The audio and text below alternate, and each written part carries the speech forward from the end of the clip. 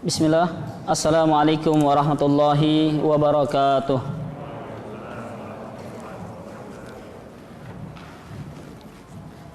Alhamdulillahi rabbil alamin. Nahmaduhu wa nasta'inuhu wa nastaghfiruh. Wa na'udzu billahi min syururi anfusina wa min sayyiati a'malina. May yahdihillahu fala mudhillalah wa may yudlil fala hadiyalah. Ashhadu an la ilaha illallah wahdahu la syarikalah wa ashhadu anna Muhammadan abduhu wa rasuluh la nabiyya wa la rasula ba'dah. Ya ayyuhalladzina amanu ittaqullaha haqqa tuqatih wa la tamutunna illa wa antum muslimun. Ya ayyuhan nas ittaqu rabbakumul ladzi khalaqakum min nafsin wahidah wa khalaqa minha zawjaha wa batha minhuma rijalan katsiran wa nisaa'a wattaqullaha alladzi tasaaluna bihi wal arham innallaha kana 'alaikum raqiba. Ya ayyuhalladzina amanu ittaqullaha wa qulu qawlan sadida yuslih lakum a'malakum wa yaghfir lakum dzunubakum wa may yuti'illaha wa rasulahu faqad faza fawzan 'azima wa ba'du.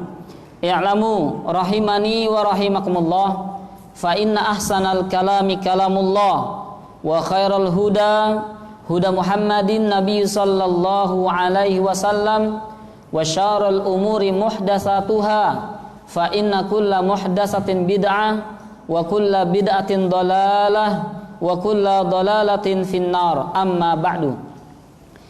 Ma'asyiral muslimin, jamaah Masjid Nurul Hidayah yang Allah Subhanahu wa taala rahmati.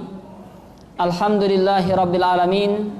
Segala puji hanya milik Allah Subhanahu wa taala yang dengannya kita bisa bertemu, berkumpul di tempat yang penuh dengan keberkahan ini, yang Allah akan turunkan rahmatnya, yang Allah akan sebutkan nama kita satu persatu di hadapan makhluknya, yakni di kalangan para malaikat, dan juga tentunya para malaikat akan mengepakkan sayap mereka bagi para orang-orang yang mereka berkumpul dalam rangka untuk yatluna kitab Allah, membaca Al-Quran Karim, wa yatadarasuna bainahum, dan saling mentadarusi, mempelajari isi Al-Quran Karim.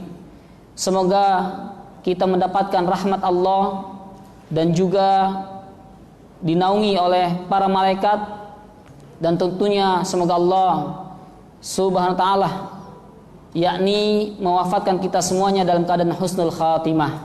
Amin ya rabbal alamin.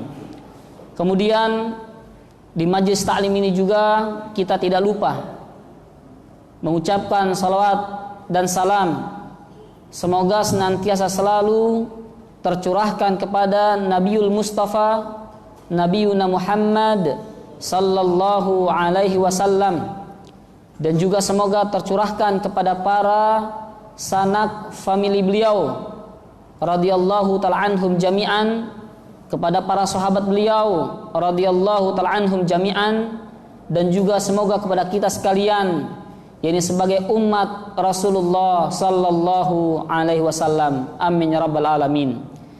Ma'asyiral muslimin, kepada para jamaah ikhwan maupun akhwat rahimani wa rahimakumullah, izinkan saya di kesempatan malam hari ini yakni akan menyampaikan tentang 11 muslim terbaik menurut Rasulullah sallallahu alaihi wasallam. Sebelum saya akan menjelaskan, mohon kepada para jamaah sekalian, bagi yang membawa alat tulis untuk mencatat terlebih dahulu poin-poinnya. Yang pertama adalah muslim yang terbaik menurut Rasulullah, yakni seorang muslim yang mau belajar dan mengajarkan Al-Quran. Kemudian yang kedua, muslim yang terbaik menurut Rasulullah adalah yakni seorang muslim yang baik akhlaknya. Kemudian yang ketiga, muslim yang terbaik yakni seorang muslim yang baik dalam membayar hutang. Yang keempat, seorang muslim yang terbaik menurut Rasulullah adalah yakni seorang muslim yang baik terhadap keluarganya. Dan yang kelima, muslim yang terbaik adalah yakni seorang muslim yang baik terhadap sahabatnya. Yang keenam, yakni muslim yang terbaik adalah seorang muslim yang baik terhadap tetangganya. Selanjutnya yang ketujuh, muslim yang terbaik adalah seorang muslim yang menebarkan keamanan dan kenyamanan. Yang ketujuh, muslim terbaik adalah seorang muslim yang menebarkan keamanan dan kenyamanan. Selanjutnya yang kedelapan, muslim yang terbaik yakni seorang muslim yang gemar berbagi makanan dan menjawab salam. Yang kesembilan, muslim yang terbaik yakni seorang muslim yang gemar berbuat kebajikan sepanjang hidupnya. Kemudian yang ke-10, muslim yang terbaik yakni seorang muslim yang menebar kemanfaatan untuk semua umat manusia. Yang terakhir, yang ke-11, muslim yang terbaik adalah seorang muslim yang berkenan berbagi tempat shaf dalam salat. Ikhwani azanallahu wa iyyakum jami'an. Tentunya 11 ini bukan pembatasan. Masih ada hadis-hadis yang lain yang menerangkan tentang muslim yang terbaik menurut Rasulullah sallallahu alaihi wasallam. Langsung saja kita akan bahas satu persatu. Ikhwani azanallahu wa iyyakum jami'an. Sesungguhnya tidak kita pungkiri, setiap manusia pasti ingin menjadi seorang muslim yang terbaik, ingin menjadi manusia yang terbaik. Kalau dia ingin menjadi seorang pegawai, tentunya ingin menjadi pegawai yang terbaik, yang teladan. Ini teladan yang asli, bukan teladan telat datang pulang duluan, Pak ya. Kalau dia seorang kepala sekolah, maka dia ingin menjadi kepala sekolah yang terbaik. Atau jika ada seorang yang ingin memiliki perusahaan, pasti ingin punya perusahaan yang terbaik, yang terfavorit, yang bonafit. Ya, semuanya ingin yang dan terbaik.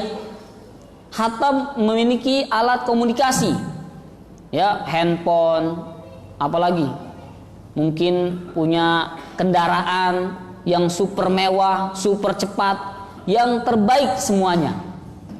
Intinya adalah setiap manusia ingin menjadi orang yang is the best, yang terbaik. Namun tahukah kita bahwasannya muslim yang terbaik menurut Rasulullah sallallahu alaihi wasallam tentunya bukan muslim yang memiliki kekayaan, memiliki harta yang melimpah ruah, rumah yang megah, memiliki kendaraan yang super mewah, punya jabatan, kekuasaan, pangkat. Bukan. Tetapi muslim yang terbaik menurut Nabiuna Muhammad sallallahu alaihi wasallam sebagai berikut yang telah saya sampaikan di muqaddimah. Yang pertama adalah yakni muslim yang terbaik, yakni seorang muslim yang mau dan mengajarkan Al-Quran. Tinggal nanti bapak dan ibu pilih, kira-kira dari 11 ini saya masuk di golongan yang mana. Apakah level pertama, kedua dan seterusnya, atau mungkin bisa semuanya. Subhanallah, ya. Maka muslim yang terbaik adalah yang mau belajar dan mengajarkan Al-Quran. Sebagaimana datang hadis yang sahih dari Al-Imam Al-Bukhari rahimahullah ta'ala rahmatan wasi'ah, Nabi bersabda, khairukum man ta'allama al-Qur'ana wa 'allamah. Sesungguhnya sebaik-baik di antara kalian, yakni kaum muslimin, siapakah mereka? Man ta'allama al-Qur'an, yakni siapa saja. Man itu mengandung yufidul umum, mengandung secara umum, miskin, kaya, tua, muda, laki ataupun perempuan, selama dia ingin belajar ta'allamal Quran, maka masuk kategori khairukum. Sebaik-baik kalian adalah man ta'allamal Quran, yang mau, yang kepengen belajar Al-Quranul Karim. Dan jika dia telah pandai, mahir menjadi ahlul Quran, maka hendaknya dia allamahu, baru mengajarkannya. Ma'asyiral muslimin azanallahu wa iyyakum jami'an. Dari sini kita mengetahui yang pertama adalah hendaknya seorang itu belajar Al-Quran terlebih dahulu, baru mengajarkannya. Ya, belajar ta'allam, belajar terlebih dahulu. Jika sudah mampu, baru dia boleh mengajarkannya. Ikhwani azanallahu wa iyyakum jami'an. Kemudian berkaitan tentang belajar Al-Quran, ini berlaku kepada siapa saja yang memiliki status predikat seorang muslim. Jadi bukan hanya anak kecil yang kita suruh mereka ngaji ke TPA, TPQ, suruh belajar ngaji, sementara mak bapaknya nonton film sinetron. La ilaha illallah. Ya, tetapi hendaknya apa? Belajar semuanya. Kalau kita mengaku dirinya seorang muslim, mukmin, mukminah, maka belajar kitab suci Al-Quranul Karim. Dan setiap apa saja yang disematkan, disandingkan, yang ada hubungannya dengan Al-Quran, maka Allah akan angkat derajatnya, Allah akan tinggikan derajatnya, Allah akan jadikan makhluk tersebut menjadi makhluk Allah yang paling mulia dan yang paling agung. Kita ambil contoh misalkan Jibril alaihissalam menjadi malaikat yang paling mulia. Karena apa? Karena beliau memiliki tugas sebagai penyampai wahyu firman Allah Subhanahu wa taala. Maka jadilah Jibril menjadi malaikat yang paling mulia. Begitu juga Nabi kita yang mulia Muhammad sallallahu alaihi wasallam menjadi asyraful anbiya'i wal mursalin, menjadi nabi yang paling mulia. Karena apa? Karena diturunkan kepadanya Al-Quranul Karim. Inna sanulqi alaika qaulan tsaqila. Kami turunkan kepadamu wahai Muhammad, yakni Al-Quranul Karim, perkataan yang sangat berat. Maka jadilah Rasulullah asyraful anbiya'i wal mursalin. Begitu juga tidak ada bulan yang paling mulia dalam setahun kecuali bulan suci Ramadan. Karena apa? Unzila fihil Quran. Allah turunkan pada bulan tersebut Al-Quranul Karim. Sebagaimana tidak ada satupun malam yang paling mulia, yang paling agung, bahkan malam tersebut khairun min alfi syahrin, yakni malam yang jauh lebih baik daripada 1000 bulan. Karena apa? Karena inna anzalnahu fi lailatul qadar. Karena pada malam tersebut kami turunkan Al-Qur'an pada malam Lailatul Qadar. Ikhwani azanallahu wa iyyakum jami'an. Oleh karena itu, jika kita ingin menjadi manusia, menjadi seorang muslim yang terbaik, maka sering-seringlah kita berinteraksi, sering bergaul, membaca, menghafal dan mengamalkan isi Al-Qur'anul Karim. Maka jadilah kita yakni seorang muslim yang terbaik, di mana Nabi mengatakan innallaha yarfa'u bihadzal kitab aqwaman. Sesungguhnya Allah akan mengangkat, meninggikan derajatnya seorang mukmin, mukminah, seorang muslim maupun muslimah bihadzal kitab, disebabkan karena kitab ini, yakni Al-Qur'anul Karim. Ikhwani azanallahu wa iyyakum jami'an. Yang terakhir, masih berkaitan dengan Al-Qur'an, tahukah kita sesungguhnya Allah memiliki keluarga. Allah punya family, punya keluarga di dunia ini dari kalangan manusia. Tentunya kalau keluarga pasti dia diperhatikan oleh Allah lebih daripada yang bukan keluarga Allah. Ya, sebagaimana datang sebuah hadis yang sahih dari Al-Imam Ahmad rahimahullah. Nabi bersabda, "Inna lillahi ahlina minan nas." Sesungguhnya Allah memiliki keluarga ahlin minan nas, dari kalangan manusia. Maka para sahabat bertanya, "Manhum ya Rasulullah?" Siapakah mereka keluarga Allah? Apakah kita ini yang hadir di majlis taklim ini bagian dari keluarga Allah? Maka kata Nabi mengatakan, qala ahlul Qur'an hum ahlullahi wa khasatuh. Ahlul Qur'an, yakni orang pandai, ahlul Qur'an yang jago, yang mahir tentang Al-Qur'an, maka mereka itulah ahlullah, yakni keluarga Allah, wa khasatuhu, dan orang-orang khusus, orang-orang pilihan Allah. Yang namanya khusus itu berarti spesial, tapi nggak pakai telur ini Pak ya, bukan martabak ini. Khasatuhu, yang sangat istimewa di hadapan Allah Subhanahu wa taala. Jadi perlu diingat, kata Syekh Shalih Fauzan, ahlul Quran yakni bukan hanya sekedar orang yang hafalannya banyak, hafal 30 juz, bukan. Orang yang pandai membaca Al-Quran dengan suara yang mendayu-dayu, tidak. Tetapi ahlul Quran yang sejati adalah yakni yang mengamalkan isi Al-Quran meskipun dia belum menghafal Al-Quranul Karim.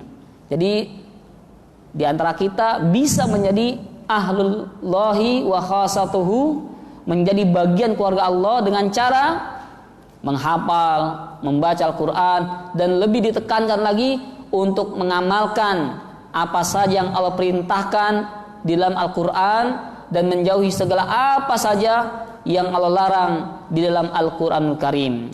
Ma'asyiral muslimin azanallahu wa iyyakum jami'an. Yang kedua, muslim yang terbaik adalah yakni seorang muslim yang baik akhlaknya. Ya, Nabi bersabda, "Inna khiyarakum ahasinukum akhlaqa." Sesungguhnya sebaik-baik kalian adalah yakni ahasinukum, yang paling baik akhlaknya. Ikhwani wa akhwati azanallahu wa iyyakum jami'an. Tentang adab dan akhlak ini ternyata salah satu faktor yang paling besar, yang paling banyak, yang menyebabkan orang masuk ke dalam surga Allah. Suatu hari Nabi pernah ditanya oleh salah seorang sahabat, an aktsari ma yudkhilun nasal jannah. Ya Rasul, apakah yang paling banyak, aktsar, yang paling dominan, mayoritas manusia masuk ke dalam surga itu karena apa sih? Kata Rasulullah mengatakan dua hal. Yang pertama adalah taqwallahi wa husnul khuluq. Yang menyebabkan manusia masuk ke dalam surga yang paling banyak Yang pertama karena takwa Allah, bertakwa kepada Allah. Apa itu takwa? Jumhur para ulama menyebutkan simple. Takwa itu imtisalu awamirihi wajtinabu nawahihi. Cukup baginya menjalankan perintah Allah, ada perintah kerjakan. Wajtinabu nawahihi, dan menjauhi larangan Allah. Jadi kalau bapak sudah sholat, udah puasa, mengerjakan perintah Allah, itu takwa kepada Allah. Para ummahat sudah menjalankan perintah Allah dan menjauhi larangan Allah, itu takwa. Ya. Kemudian yang kedua adalah yang menyebabkan orang masuk dalam surga yang paling banyak, wa husnul khuluq, memiliki adab akhlak yang baik. Dari sini kita tahu, yakni hubungan kita dengan Allah, hablum minallah, takwa secara vertikal. Tapi jangan lupa kita memiliki hubungan dengan manusia, manusia yang sosial, saling membutuhkan, saling tolong menolong, ya, bantu membantu, hablum minan nas, dengan cara yakni memiliki adab akhlak yang baik. Sampai-sampai Pak, Bu, ketika seseorang ingin mencari calon menantu untuk putrinya, maka Nabi mengajarkan kepada kita untuk yakni mensyaratkan dua hal. Kriteria mencari calon menantu ada dua hal. Yang Nabi katakan, idza ja'akum, apabila datang kepadamu, bapak ibu yang punya anak gadis, punya putri yang siap menikah, maka kata Nabi, idza ja'akum man tardawna dinahu wa khuluqah, apabila datang kepadamu seorang laki-laki dalam rangka ingin melamar, meminang putrimu, maka lihatlah, man tardawna dinahu, apakah kamu redho, engkau senangi dinahu, agamanya. Agama dulu nih, ya. Jangan datang kamu kemari naik apa? Naik Toyota atau naik onta gitu ya. Naik Honda apa naik sepeda gitu. Tidak, itu matre. Tetapi kata Nabi, hendaknya engkau lihat dinahu, agamanya dulu. Bagaimana caranya? Ya minimal dia mengerjakan sholat 5 waktu berjamaah di masjid. Ini bagi pria. Ya, lihat apakah sholatnya benar, nggak bolong-bolong, sholatnya cuma seminggu sekali, Jumatan doang, atau nauzubillah setahun 2 kali, Idul Adha dan Idul Fitri, itu juga kalau nggak kesiangan katanya. Maka lihat sholatnya, karena sholat ini sebagai barometer, tolak ukur baik buruknya seorang, maka lihatlah sholatnya, niatnya, gerakannya, bacaannya, waktu pelaksanaannya, itu dicek. Makanya saya pernah baca buku karya Imam atau Buya Hamka, beliau pernah mengatakan, jika kalian ingin melihat jumlah kaum muslimin umat Islam, maka lihatlah ketika salat Idul Adha dan Idul Fitri, itu jumlah kaum muslimin. Tapi kalau kamu ingin melihat kekuatan kaum muslimin umat Islam yang sesungguhnya, maka lihatlah ketika sholat subuh. Nah, bapak ibu kalau pengen cari menantu, lihat sholat subuh, cari. Ternyata aki-aki gitu ya. Banyaknya aki-aki semua nih, masya Allah. Nah, tapi kalau ada pemuda, nah itu ditekin, wah calon menantu gitu ya. Ikhwani azanallahu wa iyyakum jami'an. Kemudian yang kedua, wa khuluqah. Dan hendaknya selain melihat agamanya, maka lihat pula khuluqahu, yakni akhlaknya. Bagaimana caranya? Minimal kita melihat gaya berpenampilannya. Ya, bajunya apakah compang-camping, ya, rambutnya brekele gitu ya, anak pang, pangkalan ojek gitu ya. Atau kesana dengan menggunakan baju muslim yang sopan, rapi, ya. Jangan sampai datang ke rumah hidungnya ditindik kayak kebo gitu ya. La ilaha illallah. Kemudian bisa dilihat juga selain dari pakaian, lihat dari tutur katanya. Ya. Karena ada nih seolah-olah Nabi tahu, karena di sana ada orang yang ahli din, jago agamanya, pandai bahasa Arab, Kalau ngomongnya Masya Allah cas-cus lah. Jangan ngomong, ngigonya aja bahasa Arab gitu ya. Saking jagonya. Al-Quran 30 juz hatam di luar kepala. Tetapi akhlaknya bobrok, bejat. Banyak dan ada.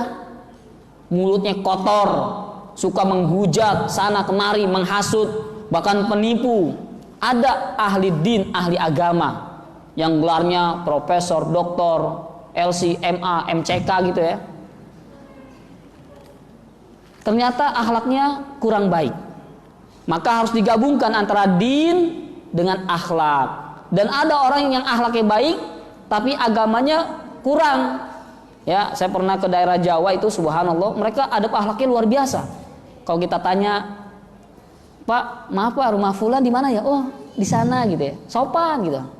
Ternyata agamanya kejawen misalkan, masih memiliki kepercayaan syirkiyah, masih suka membuat sesajen untuk pohon-pohon yang keramat. Ini kan agamanya kurang baik. Tetapi ada akhlaknya Masya Allah, ya, sopan santun. Ya, ini penting antara din dan akhlak. Ini harus dicek and recheck. Jangan sampai agamanya bagus tapi akhlaknya Masya Allah. Lewat depan orang tua nggak salam, nggak permisi, kayak gedebong pisang nganyut, ya Pak ya. Nggak ada say hello kata anak sekarang. Ikhwan yazanallahu wa iyyakum jami'an. Jika bapak dan ibu mendapati laki-laki yang seperti ini, yang baik agamanya, akhlaknya bagus, fazawwijuh, maka nikahkanlah dia. Fa illam taf'alu, jika kamu tidak menikahkannya, mungkin karena kere, miskin, datang ke rumah pakai sendal jepit, ya. Maka kata Nabi, takun fitnatun fil ardi wa fasadun arid. Niscaya akan terjadi fitnah yang sangat besar dan kerusakan yang sangat mengerikan. Ikhwan yazanallahu wa iyyakum jami'an. Kemudian selanjutnya yang ketiga, yakni muslim yang terbaik adalah muslim yang baik dalam menepati janji. Ayo ngaku siapa di antara kita yang punya utang. Ya. Jangan nunduk Pak katanya. Ya, semua orang pasti pernah punya utang. Semuanya, saya juga pernah punya hutang, ya. Tetapi dalam hutang dalam din, dalam agama diperbolehkan, tidak haram, ya. Namun perlu diperhatikan koridornya, ada batasan-batasnya. Jangan berhutang kecuali sesuatu yang sangat penting, yang sangat urgent. Nabi pernah berhutang, pernah menggadaikan baju besinya untuk makan.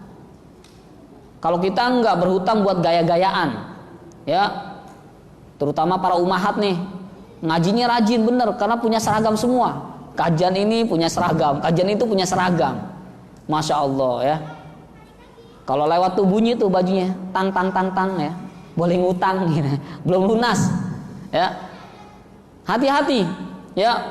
Hutang boleh tapi ingat dalam hal yang urgent, yang sangat mendesak, ya, dan sangat penting. Dan sebaik-baik seorang muslim, yakni orang yang paling baik dalam membayar, menunaikan hutangnya.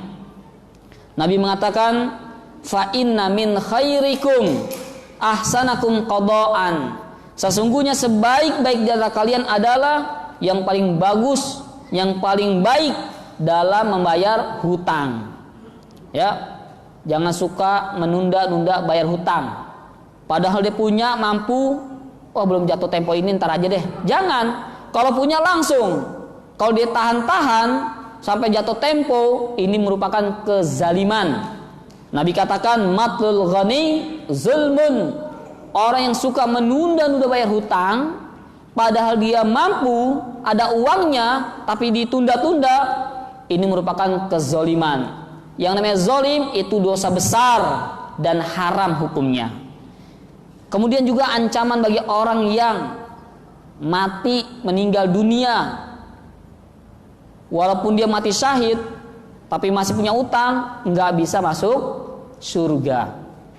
Dalam hadis yang sahih dari Al-Imam Ahmad, Al-Imam An-Nasai, Al-Imam At-Tabari, Nabi bersabda, walladzi nafsi biyadih, dan demi jiwaku yang berada di tangan Allah, lau anna rajulan, kalau sekiranya ada seorang laki-laki qutila fi sabilillah, yang dia terbunuh di jalan Allah, matinya dalam rangka jihad fi sabilillah, summa uhya, kemudian dihidupkan kembali oleh Allah, summa qutila maratain, kemudian dia perang lagi melawan orang-orang kufar, mati lagi, mati syahid. Tetapi kata Nabi, wa alaihi dainun, ternyata dia masih punya utang, ma dakhalal jannah, maka dia tidak masuk surga, hatta yuqda anhu dainuhu, sampai hutangnya dibayarkan. Ya, hati-hati yang punya hutang, segera ditunaikan sebelum meninggal, karena orang yang meninggal dunia masih punya utang, yakni jiwanya tergantung, nafsul mu'min mu'allaqatun bidainihi hatta yuqda anhu, jiwa seorang mukmin akan tergantung apakah selamat ataupun binasa, yakni dengan hutangnya, sampai hutangnya itu diselesaikan di dunia. Ikhwan yazanallahu wa iyyakum jami'an. Ya, ini ancaman tentang hutang itu subhanallah sangat banyak sekali, ya. Di antaranya tadi penyebab terhalangnya seseorang masuk ke dalam surga. Kemudian orang yang berniat tidak mau bayar utang kemudian meninggal dunia, maka di akhirat statusnya sebagai sariqon, sebagai pencuri. Kalau di dunia statusnya, maka dia akan mendapatkan kehinaan di siang hari dan kegelisahan di malam hari. Malam-malam gelisah, waduh besok ketemu dia lagi, gimana nih caranya? Alasan apa lagi? Ketemu siang hari hina, nunduk gitu, malu dia. Ya. Ikhwan yazanallahu wa iyyakum jami'an. Dan orang yang punya hutang di zaman Rasulullah tidak disolatkan. Padahal solatnya Nabi itu adalah syafaat yang pasti diijabah oleh Allah Subhanahu wa ta'ala. Ikhwan yazanallahu wa iyyakum jami'an. Salat Isya berapa menit lagi, Pak? 2 menit lagi. Baik, nanti kita break dulu. Ba'da salat Isya kita akan lanjutkan. Nah, tentunya secara cepat ya. Intinya adalah tentang hutang ini kita usahakan semaksimal mungkin untuk tidak berhutang. Apalagi kalau berhutang yang ada ribanya. Ngambil rumah KPR ya, kredit perumahan riba gitu ya. Jatuh tempo denda, atau motor kendaraan yang lainnya. Maka berhati-hatilah dari hutang. Ya, mungkin itu dulu yang bisa saya sampaikan. Lebih kurangnya saya mohon maaf. Silakan tafadhalu kepada muazin untuk mengumandangkan azan. Allah wa barakatuh. Alhamdulillah, alhamdulillah. Wa bihi nasta'inu ala umurid dunya waddin. Wassalatu wassalamu ala nabiyil karim Muhammadin sallallahu alaihi wasallama wa ala alihi wa sahbihi ajmain, amma ba'du. Ikhwani wa akhwati rahimani wa rahimakumullah. Kita lanjutkan di antara muslim yang terbaik menurut Rasulullah, yakni seorang muslim yang baik terhadap keluarganya. Nabi bersabda dalam hadis yang sahih dari Al-Imam At-Tirmidzi, khairukum li ahlihi, sesungguhnya sebaik-baik di antara kalian adalah, yakni yang paling baik terhadap keluarganya. Ma'asyiral muslimin, azanallahu wa iyyakum jami'an. Karena akhlak seseorang yang sesungguhnya adalah, yakni bukan ketika dia berada di luar rumah, berada di masjid, bukan. Karena setiap kita kalau di luar, mungkin kalau ketemu temannya, masya Allah, sumringah, senyum, ketemu ustadznya, gurunya, sopan, ya. Tetapi akhlak seseorang yang sesungguhnya adalah bisa kita lihat ketika dia berada di rumahnya bersama anak dan istrinya, yang tentunya yang mereka ini berada di bawah kekuasaannya. Apakah dia berbuat sewenang-wenang terhadap keluarganya atau sebaliknya dia berbuat adil, berbuat baik terhadap keluarganya. Ikhwan yazanallahu wa iyyakum jami'an. Oleh karena itu Nabi katakan khairukum li ahlihi, sebaik-baik kalian adalah orang yang paling baik terhadap keluarganya. Karena bisa jadi kita kalau ketemu sahabat itu Masya Allah senang ya, sumringah ya. Jadi takaran kita adab akhlak itu tentunya bukan di luar, lihat hakikat yang ada di rumah. Terkadang kita kalau sama anak orang baiknya minta ampun. Siapa namanya? Masya Allah doakan barakallahu fiik ya. Ada yang salah ditegur, jangan gitu nak ya. Tapi kalau anak sendiri, dibentak, disentil, digelepak kepalanya mungkin. Istrinya yang salah dimarahin, dibentak.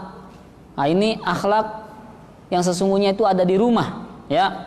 Jangan sampai di luaran dia baik adab akhlaknya, sopan santun, tetapi di rumah Masya Allah seperti petarung MMA ya, atau seperti petinju yang tangguh. Anak dan istrinya ini dijadikan seperti samsak. Terjadinya apa? KDRT, kekerasan dalam rumah tangga. Dan ini ada umahat yang ngadu, lapor kepada saya, Ustadz saya punya suami begini-gini. Itu dikenal di kalangan para ikhwan, orang bagus baik, ternyata istri mengadu ya, suami suka berbuat kekerasan ya. Mungkin mohon maaf nih bapak ibu, kalau di sini pasti jaim nih, jaga image. Nggak ada tuh yang berani kentut sembarangan ya. Coba kalau di rumah istrinya dibombardir ya pak ya, main perang mungkin ya. Maka diperhatikan ini akhlak kita yang sesungguhnya bukan di majlis taklim, tapi lihat kita di rumah kita bagaimana terhadap anak dan istri.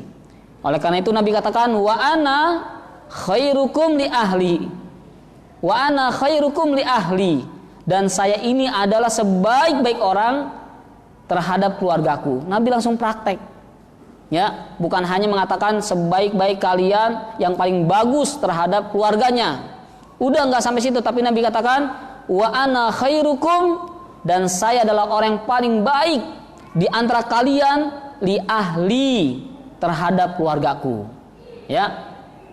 Ikhwan yazanallahu wa iyyakum jami'an. Langsung saja yang kelima, seorang muslim yang terbaik adalah yang paling baik terhadap sahabatnya. Dalam kitab Adabul Mufrad, Al-Imam Al-Bukhari membawakan sebuah hadis, yakni Nabi katakan khairul ashabi indallahi khairukum li sahibihi. Sebaik-baik sahabat di sisi Allah adalah yang paling baik terhadap sahabatnya. Ya, sahabat ya, ini tentunya sangat penting dalam kehidupan kita. Sampai-sampai Nabi katakan baik buruknya agama seseorang itu lihat siapa teman dekatnya. Ya, Nabi katakan almar'u, seseorang itu ala dini khalilihi, yakni baik buruknya seorang itu agamanya lihat kepada siapa dia berkawan. Khalil artinya itu apa? Sahabat karib, sahabat dekat. Khalil. Makanya Nabi Ibrahim mendapat gelar julukan Khalilullah, kekasih Allah. Ya. Kalau Nabi Musa mendapatkan gelar Kalimullah, yakni orang yang sering berbicara, bercakap-cakap dengan Allah. Kalau Nabi kita yang mulia Muhammad sallallahu alaihi wasallam mendapatkan gelar Al-Mustafa, yakni pilihan Allah. Ya, maka seseorang itu baik buruk agamanya, pemahamannya benar atau tidak, maka lihat siapa temannya. Falyanzur ahadukum man yukhalil, maka hendaknya salah seorang di antara kalian untuk memperhatikan kepada siapa Anda bergaul. Karena dalam pepatah Arab mengatakan as-sahib sahib, teman itu dapat menarik kepada sesuatu yang baik atau yang buruk, ya teman, ya. Kemudian juga ikhwan yazanallahu wa iyyakum jami'an, maka carilah teman yang baik, bermajlis taklim dengan orang-orang yang baik, berkumpul pada mereka dan lihat pemahamannya baik atau tidaknya. Terjadinya pengeboman sana kemari karena teman baiknya agamanya itu yaitu satu pemahaman, ya. Perlu kita menseleksi. Inna hadzal ilma dinun falyanzur amman ta'khuduna dinakum. Kata Syekh Muhammad Ibn Sirin mengatakan, sesungguhnya ilmu ini adalah agama, maka perhatikanlah, lihatlah kepada siapa Anda mengambil ilmu ini, agama ini. Kalau mengambil ilmu dengan cara yang salah, dengan ustadz yang salah, ya sudah menjadi orang yang tidak baik. Ikhwan yazanallahu wa iyyakum jami'an. Yang keenam, muslim yang terbaik adalah muslim yang terbaik terhadap tetangganya. Ini hadis lanjutan dari yang pertama. Khairul ashabi indallah, yakni khairukum li sahibihi wa khairul jirani indallah khairukum li jarihi. Sebaik-baik tetangga di sisi Allah adalah yakni sebaik-baik orang yang dia berbuat baik terhadap tetangganya. Ya. Maka ikhwan yazanallahu wa iyyakum jami'an, tentang tetangga ini sangat luar biasa. Ya. Sampai-sampai keimanan kita sempurna atau tidak itu bisa dilihat sikap kita terhadap tetangga.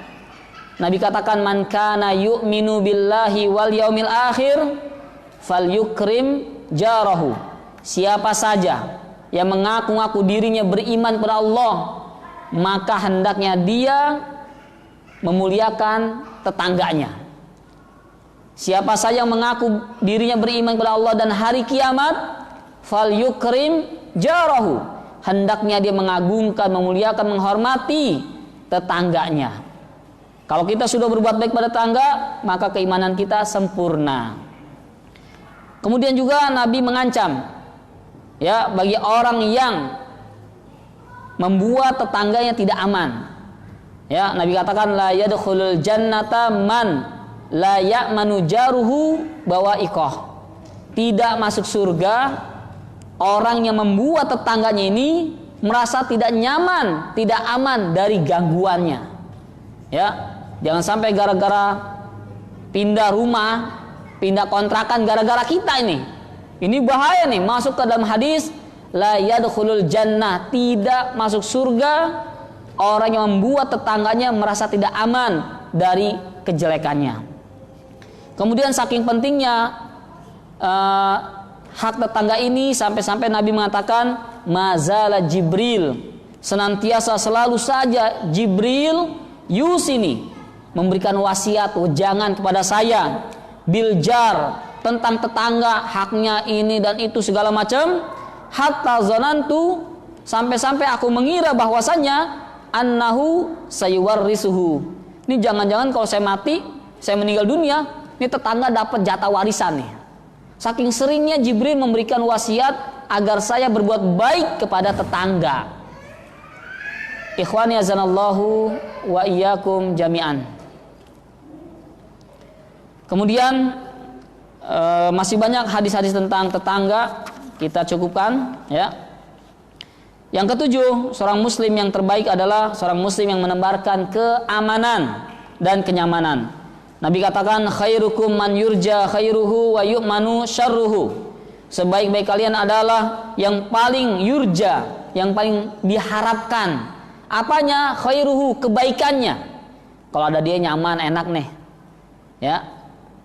Apalagi kalau awal bulan, suka ditraktir, nyaman, adem gitu ya. Wa yu'manu syarruhu. Dan yang sangat diharapkan untuk apa? Merasa aman dari kejelekannya. Dia lagi. Ini nggak pernah datang kecuali mau minjem duit doang nih anak nih, gitu ya. Jadi perasaan udah nggak enak mulu ya. Jangan sampai demikian. Khairukum man yurja khairuhu wa yu'manu syarruh. Ya, ini sebaik-baik kalian adalah yang diharapkan, ya, kebaikannya dan yakni aman dari keburukannya. Yang kedelapan, ikhwani azanallahu wa akhwati azanallahu wa iyyakunna jami'an. Yani muslim yang terbaik adalah seorang muslim yang gemar berbagi makanan dan tentunya juga menjawab salam. Ini satu paket hadisnya. Hadis yang sahih dari Al-Imam dalam kitab Sahihul Jami' li Syekh Al-Imam Al-Albani rahimahullah. Nabi katakan, khairukum man at'amat ta'am. Sebaik-baik kalian adalah yang suka, yang sering memberikan, yang gemar at'amat ta'am, suka memberi makan. Ya, boleh makanan, nasi bok atau masya Allah nih, ya, gorengan, ya. Ini termasuk nih makanan. Yang suka memberikan makan. Waraddas salam, dan suka menjawab salam.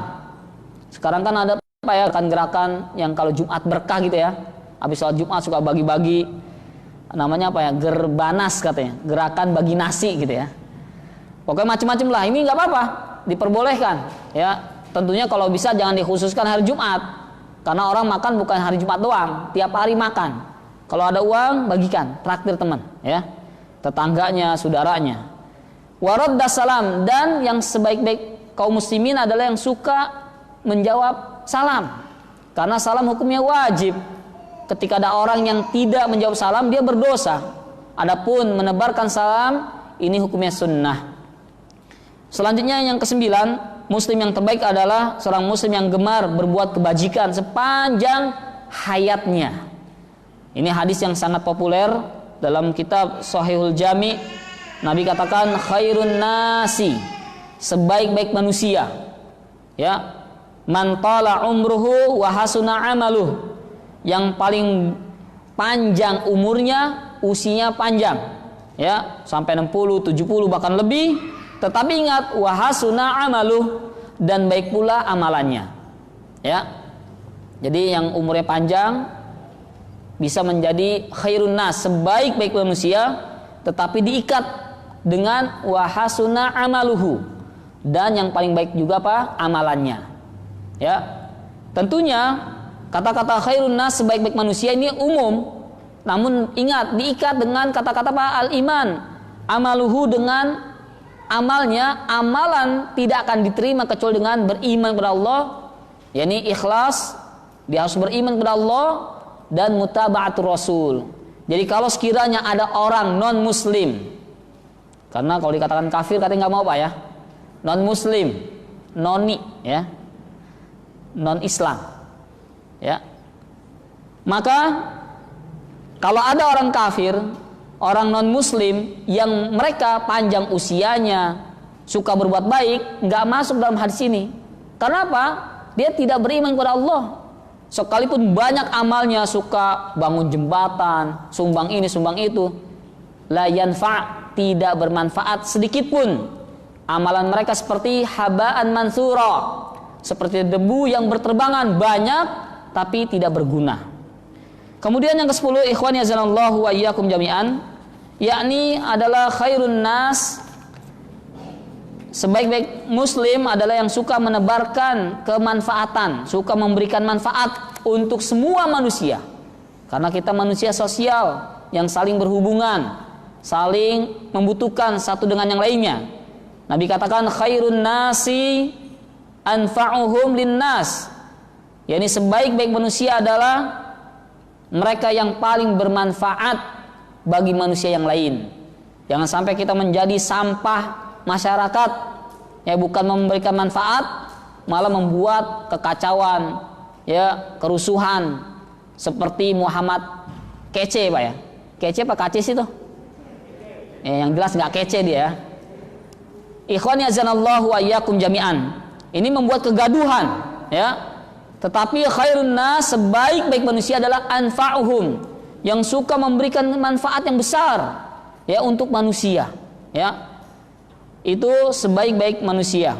Tentunya kembali lagi diikat dengan seorang muslim, karena orang yang memiliki pahala yang besar yang diterima oleh Allah amalannya, dia harus mu'minun billah, ya, wa mutaba'atur rasul, harus beriman kepada Allah, mengikhlaskan amalannya, dan ketika dia beramal harus mencontoh, mengikuti Rasulullah sallallahu alaihi wasallam. Ini dari konsekuensi syahadatain, asyhadu alla ilaha illallah, harus mengikhlaskan setiap amalan untuk Allah, wa asyhadu anna muhammadar rasulullah, dan setiap amalan harus sesuai dengan apa yang dicontohkan oleh Rasulullah sallallahu alaihi wasallam.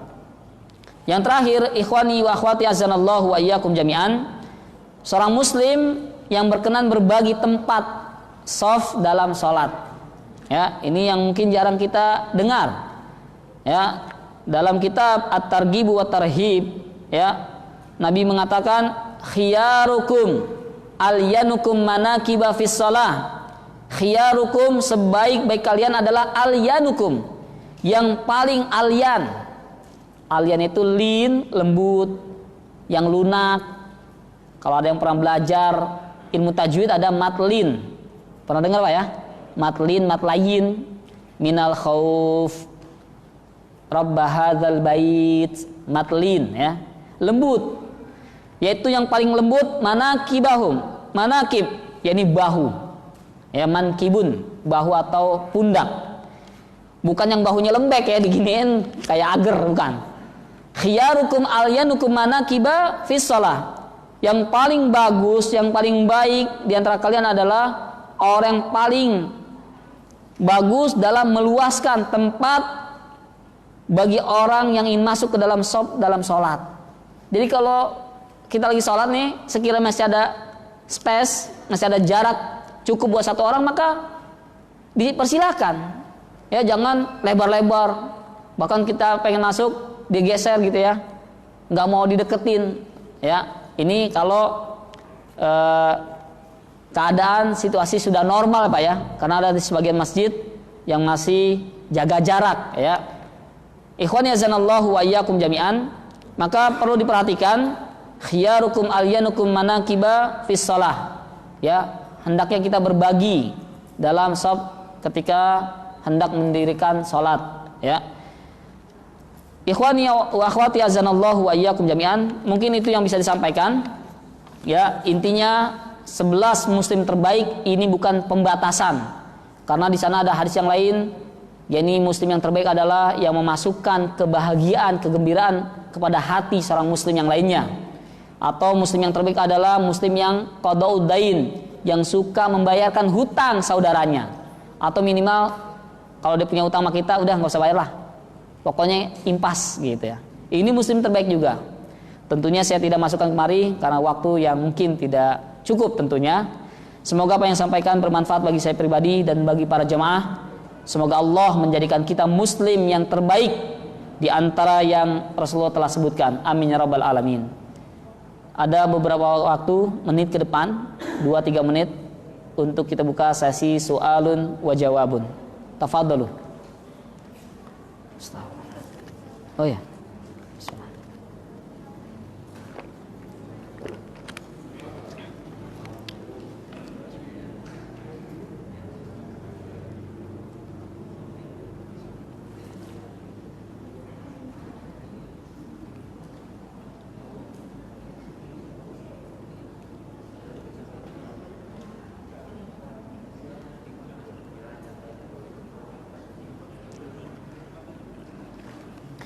Ya, alhamdulillah wassalatu wassalamu ala rasulillah la haula wala quwata illa billah wa ba'du.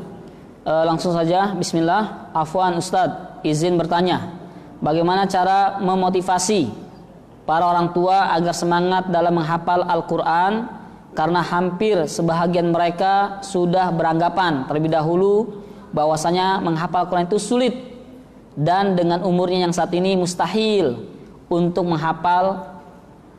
Padahal Allah sendiri yang menjanjikan bahwa Al-Quran itu mudah. Syukran wa iyyakum, jazakumullahu khair, jazahullah. Ikhwani azanallahu wa iyyakum jami'an.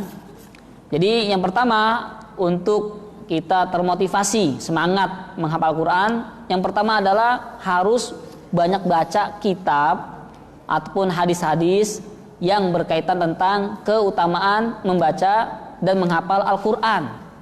Ya, nanti di akhirat kelak seseorang itu derajatnya tinggi rendahnya itu sesuai dengan banyak hafalannya ya, bukan banyak bacaan Qurannya, hafalan Quran. Iqra ya wartaqi, warattil wartaqi, baca itu Allah yang perintahkan. Warattil, bacalah. Iqra, bacalah. Wartaqi, maka semakin meninggi. Di mana akhir ayat yang dia baca, maka segitulah derajatnya. Ya, ini keutamaan bagi orang yang menghafal Al-Quran. Orang yang menghafal Al-Quran, jasadnya awet, tidak dimakan belatung, ulat, cacing yang ada di tanah. Allah abadikan, Allah jaga, subhanallah. Kalau bicara umur, para sahabat itu Abu Bakar itu udah pada tua-tua semua ya masuk Islam ya. Jadi nggak ada istilah oh udah usia ustadz, enggak. Ya, dan Allah sudah janjikan tadi disebutkan walaqad yassarnal qur'ana lidzikri fahal mim muddakir. Sesungguhnya kami telah mudahkan. Ini janji Allah. Allah yang berbicara langsung memberikan informasi kabar kepada kita.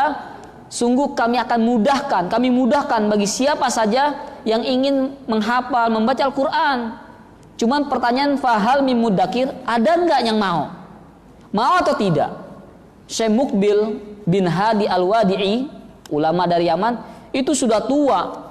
Dia dulu seorang security, satpam, ya, jaga di Mekah, kemudian suka baca buku, kemudian ketemu Syekh bin Baz, belajar talaki, udah tua usianya, nggak ada satpam kecil ya, udah pada tua gede. Kemudian dia ternyata di Yaman ini kan banyak orang sufi, ya ada juga orang-orang Syiah.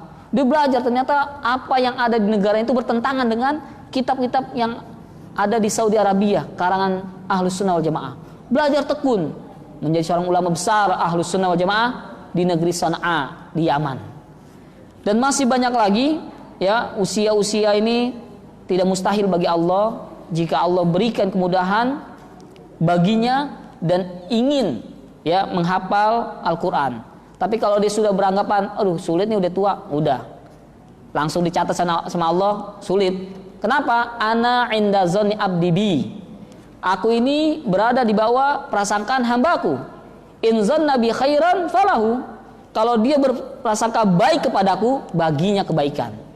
Tapi dia sudah pesimis duluan, udah suuzon sama Allah. Wah sulit deh, udah tua nih, sulit udah.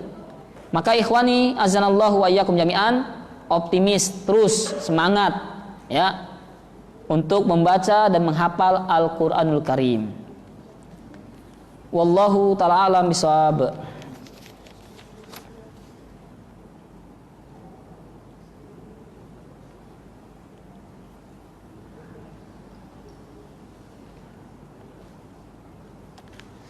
Ya, ikhwani azanallahu wa iyyakum jami'an. Ini pertanyaan nggak harus dijawab semua ya. Masya Allah. Yang pertama, bagaimana sikap kita terhadap tetangga yang mengadakan acara-acara bid'ah katanya. Kalau kita tidak hadir nanti dikucilkan tetangga. Sebagaimana dalam hadis yang sahih disebutkan Al-Imam Al-Bukhari, Imam Muslim, ya, Nabi katakan la ta'ata li makhluqin fi maksiatil khaliq. Tidak ada satupun ketaatan kepada siapa saja fi maksiatil khaliq, yakni dalam rangka bermaksiat kepada sang pencipta. Walaupun itu orang tua kita menyuruh kita, tetapi dalam rangka maksiat kepada Allah, maka la ta'ata, enggak ada ketaatan bagi kita. Apalagi ini cuma tetangga, ya, ngundang kita dalam acara-acara yang tidak sesuai ajaran Rasulullah, sia-sia, bahkan akan diancam, ya, tidak mendapatkan, yakni air dari telaga Rasulullah Al-Kautsar, itu ditolak, diusir sama malaikat. Nabi katakan, ummati, ummati, malaikat itu umat saya. Apa kata malaikat? Ya Rasulullah, kamu nggak tahu apa yang dikerjakan setelah kamu meninggal. Suka berbuat bid'ah, nggak boleh mendekati, jangan minum, mendekati telaga Al-Haud Al-Kautsar nggak boleh, ya. Dan ini kalau memang itu perbuatan yang bid'ah, maka kita tinggalkan. Tentunya dengan cara yang baik, yang sopan, ya. Atau alasan, atau mungkin acaranya di tetangga kita safar dulu, pergi kemana gitu ya, udah selesai baru pulang, ya. Izinlah. Jangan juga kita acuh tak acuh ya. Tetap menolak dengan cara yang baik. Karena kita mencari keridhaan Allah, bukan mencari keridhaan manusia. Mencari keridhaan Allah tidak ada ujungnya, ya. Kita tidak hadir nanti dikucilkan tangga, enggak, ya. Insya Allah itu hanya berjalan waktu saja, insya Allah taala, ya. Kemudian bagaimana solusi kita sudah terlanjur hutang atau kredit KPR atau mobil, ya diselesaikan, disegerakan, ya. Kalau punya banda barang-barang yang sekiranya bisa jualin buat bayar utang. Ya, jangan ngutang buat beli banda. Tapi yang ada nih banda-banda yang di rumah untuk menyelesaikan hutang piutang kita, apalagi kalau tadi ada yang berbau ribawiyah, maka disegerakan hutangnya, ya. Wallahu ta'ala alam bishawab.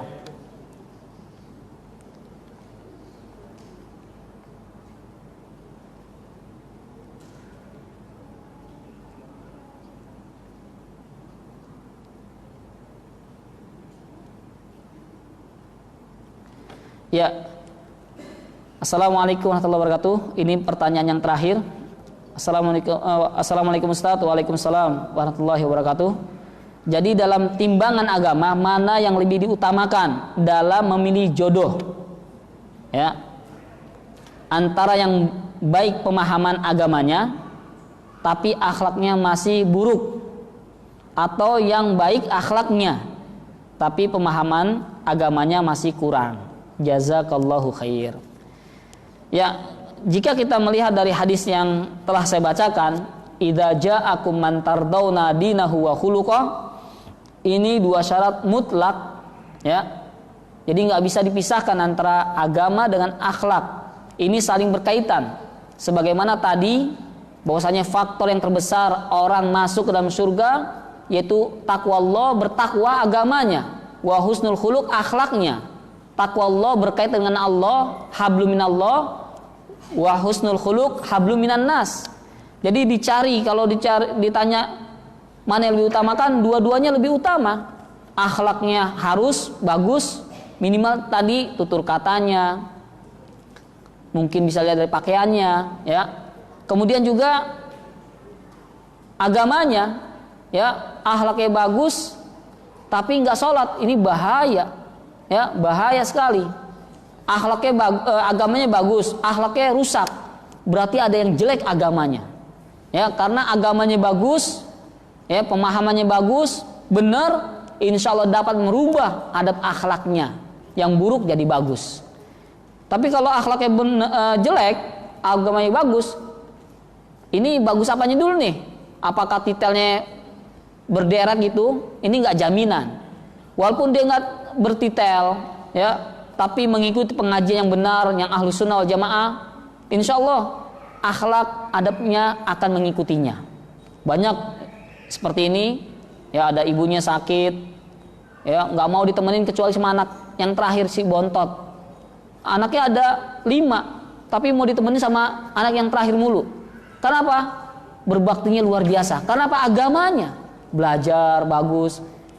Kakak-kakaknya bukan nggak mampu, bisa nemenin di rumah sakit nganter, tapi lebih nyaman, lebih enak kalau sama yang kecil katanya. Karena tadi pelayanan agamanya benar. Jadi wallahu ta'ala saya tidak bisa mana yang lebih utama, dua-duanya utama, ya. Jadi agama baik, akhlaknya bagus. Kedua-duanya harus dicari.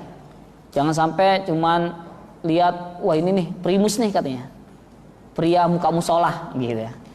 Jangan lihat agamanya dulu, jangan melihat agamanya saja, lihat akhlaknya. Ya, ini khusus buat wanita, untuk apa? Calon menantu Pak ya. Tapi kalau perempuan nanti Nabi bedain lagi. Ada 4 kriteria mencari calon istri. Ya, maka jawabannya adalah tidak ada yang lebih utama. Kedua-duanya semuanya harus diutamakan, baik agama dan juga akhlaknya. Wallahu ta'ala a'lam bishawab. Saya kira cukup, sudah jam 8, waktunya kita berkumpul bersama keluarga, ya, bercengkrama. Yang sudah mencatat, menulis, disampaikan lagi kepada keluarganya. Ya, sebelum tidur ajarkan pada keluarga. Al-Imam Al-Bukhari menulis dalam kitabnya bab ta'allum qabla naum, bab belajar sebelum tidur. Sampaikan pada istri, anak dan keluarga, cerita, oh tadi gini-gini ya. Mungkin itu yang bisa sampaikan. Mari kita tutup kajian ini dengan membaca doa kafaratul majlis. Subhanakallahumma wa bihamdika asyhadu an la ilaha illa anta astaghfiruka wa atubu ilaika. Wabillahi taufiq wal hidayah. Wassalamualaikum warahmatullahi wabarakatuh.